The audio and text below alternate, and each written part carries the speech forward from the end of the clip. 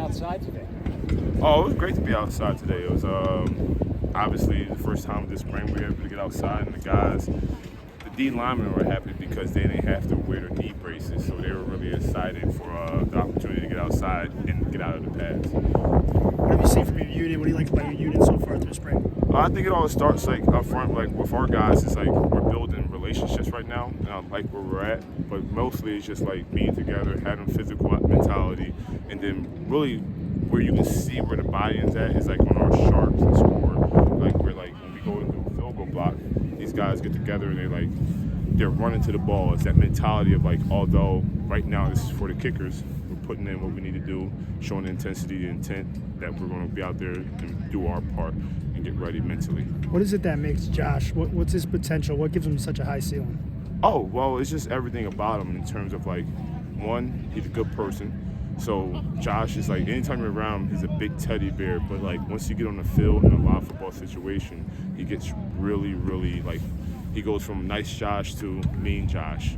And I call him ski mask Josh. He wears a ski mask, and like you should see him out here when we're out doing field goal block. I mean sharps and scores. Like he's always down there talking trash once he gets down there. Unfortunately, you guys on the sideline, you can't hear it. But Josh, he's a long, athletic guy, and I think he's going to be very good for us. What have you liked about Tim Grant-Randall?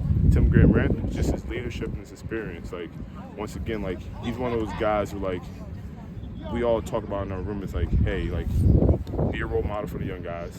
Like it's like one thing in college football is guys don't understand. Like when you're an older guy, younger guys are looking at you, and like him and Shamel Davis do a great job. And then for him, it's just like he's been through 3 different programs now, Blinn, Eastern Michigan, and here. And he's been through multiple position coaches, and like the one thing I like about him, he's buying in. He's not talking about my coach taught me this, my coach taught me that. He's just, hey, this is what we're doing. So like once again, like I'm excited. How would you describe the D-line's cohesiveness with the rest of the team? Oh, I think it starts from the top. So I think we're all like, I think we all gel well. And for me, my whole philosophy for my group is like, I want us to be the leaders of the team. And that's not just like vocally, but like spiritually as well. So like, I try my best to bring a spirit, like bring some type of energy. And I think they feel it off. They feel that off of me. I feel it off of them. Then they take it out the room, and everyone, for the most part, when they get around the D-line, they're like, usually get around the D-line, and they're like running these strong men. Like our guys, they're all goofy, but once they get in the field, they have a different mentality. So like I encourage them to be the spirit, the soul, and the body of the team. So I think the whole team, for the most part, likes the D-line. I know it's hard to see with only a couple of practices and some of them non-contact, but what's the competition like with the D-line and the O-line? Oh, it's great. It's great. So it's hilarious. Like every phase, like from one-on-ones to team to I get booed every team meeting when I walk in. Like I walk through the wrong door, the O-line boos me, they boos the D-line, and like once again, like when our scores are sharp, like you should hear them. Like they're down there messing with each other and talking to each other, and just like those guys are competitive, and like the O-line knows. I like to tell O-linemen I'm the second position coach. I'm the secondary O-line coach, and so I got number love for those guys, and they got love in return, and it's a nice competitive atmosphere.